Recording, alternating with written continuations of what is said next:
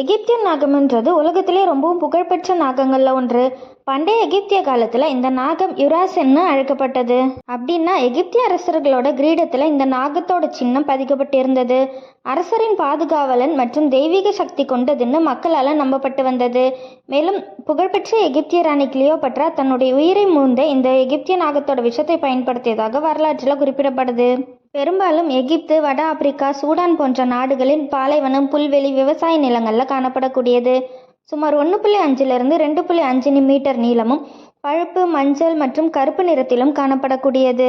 கோபம் வரும்போது தலையை உயர்த்தி விரித்து அச்சுறுத்தும். மிக வேகமாக தாக்கும் திறன் கொண்டது. இதோட விஷமும் நியூரோடாக்சின் வகையை சேர்ந்தது. இனப்பெருக்கம்னு பார்த்தோம்னா இதுவும் முட்டையிடும் வகைதான். ஒரே நேரத்தில் 8 to 20 முட்டைகள் இடக்கூடியது. குட்டி நாகங்களும் பிறந்தவுடன் விஷத்தன்மை கொண்டவை. உணவுன்னு பார்த்தோம்னா எலிகள், பல்லிகள், தவளைகள், சின்ன சின்ன பறவைகள், சில நேரங்களில் மற்ற பாம்புகளையும் சாப்பிடக்கூடியது.